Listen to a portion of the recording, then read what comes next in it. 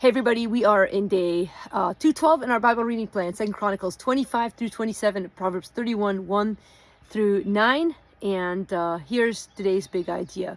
Nothing you sacrifice in obedience to God is ever wasted, whereas refusing to obey God is fatal. And we see both in the life of Amaziah. In fact, one of my favorite stories in the entire Bible is in chapter 25 of 2 Chronicles.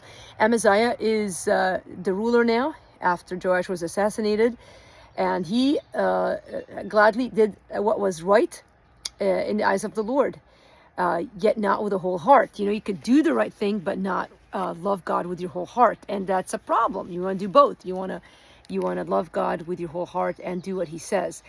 So he decides to go to war, and he hires 100,000 soldiers of Israel. He's the king of Judah, to go with him. But the war was not a good decision. And so a man of God comes to him and says, don't do this. And he says, why should you suppose that God will cast you down before your enemy? Why do you think God won't help you? For God has power to help or to cast down. So Amaziah is concerned about what he's spent money on. He says, what shall we do about the 100 talents that I've given to the army of Israel? Here, I love this. The man of God says, the Lord is able to give you much more than this. Then Amaziah discharged the army. He listened. He didn't send the army. He took the loss. Sometimes you have to take a loss. That's a sacrifice as an act of trusting God. And yet, sadly, even though he won that war, he didn't go on believing God right after. He goes back and goes into war with Israel, and he loses. In verse 20 of 25, chapter 25 says, but Amaziah would not listen, for it was of God, in order that he might give them into the hand of their enemies. And so then Uzziah becomes a king, and he reigns for 52 years, and he does what is right, but not for a long time. Again, he set himself, verse 5 of chapter 26, he set himself to seek God in the days of Zechariah.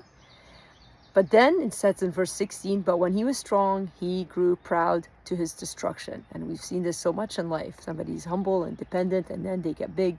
They don't care anymore about God, and that happens to him, and he dies a leper, and everybody remembers him as a leper. It's awful. It's sad. So Jotham takes over. His mother's name was Jerusha. Again, we see this emphasis on the moms throughout those kings, which, again, a reminder that the moms have so much impact on your kids. And he did what was right in the eyes of the Lord, but the people continued to follow corrupt practices. So Joram in Jotham in verse 6 becomes mighty because he ordered his ways before the Lord. Listen, that theme, that big idea that I gave you, stays true in life. Nothing you sacrifice in obedience to God is ever wasted. You might look at your life and say, man, I don't know why I'm living for God. Why am I making all these decisions to honor God? Is it paying off? If you're single, you're like, why am I trying to be pure? I mean, everybody else is dating people and you're not. You know what I mean? You're thinking financially, if you're tithing, if Sabbath, you're taking a day off, all those things that God has asked us to do. And you might look at it and think, man, it's not helping. Listen, it does help. God does come through. Whereas refusing to obey God is fatal. We see it in the lives of these kings. So as sad as it is to read their stories, let us learn from them and let us pursue God with all of our hearts, not just part of our hearts, not just do right, but love God with all of our hearts, and let obedience flow out of that. All right, guys? So a good word today, and a convicting word, and just let's let God settle his word in us and change us with it. Love you guys.